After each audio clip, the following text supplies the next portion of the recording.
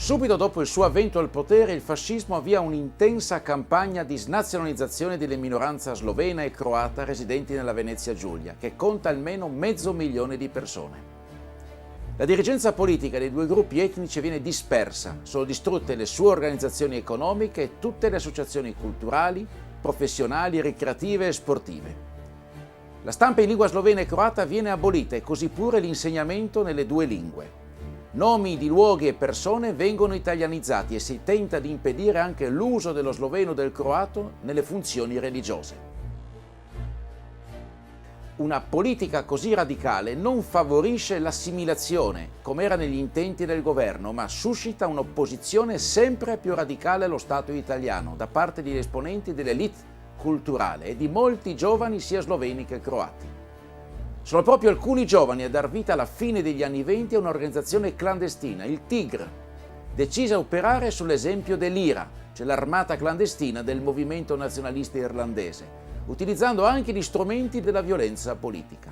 La sigla è formata dalle iniziali delle città e dei territori, cioè Trieste, Istria, Gorizia, Rijeka, cioè Fiume, rivendicate dai movimenti nazionali sloveno e croato.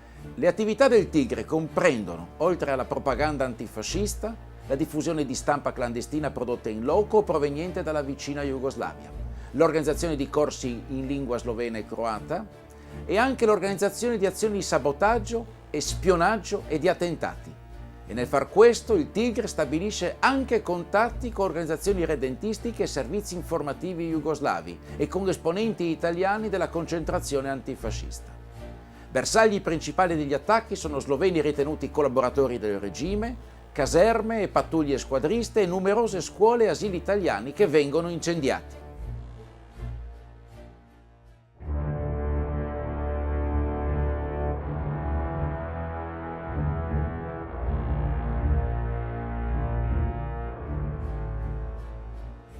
Azioni più clamorose hanno luogo nel 1929 e nel 1930.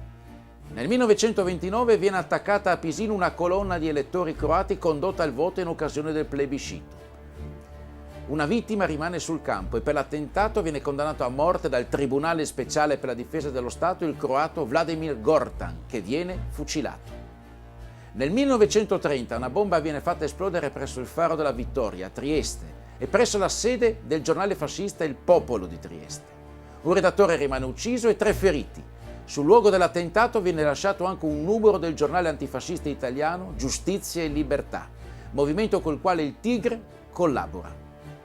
L'articolo del novembre 1929 riproduce un passo di Mussolini, dei tempi in cui questo era ancora socialista. In quell'occasione il futuro duce del fascismo aveva sostenuto: convengo senza discussione che le bombe non possono costituire in tempi normali un mezzo d'azione socialista. Ma quando un governo, sia repubblicano sia monarchico, vi perseguita o vi getta fuori dalla legge e dall'umanità, o allora non bisognerebbe maledire la violenza che risponde alla violenza, anche se fa vittime innocenti. Dopo gli attentati, una vasta operazione di polizia porta all'arresto di quasi tutta la rete del Tigre e di conseguenza nel settembre del 1930 a Trieste viene celebrato dal Tribunale Speciale un maxi processo che suscita grande eco nella stampa nazionale e internazionale. Il procedimento si conclude con 4 condanne a morte e 5 condanne a oltre 15 anni di reclusione.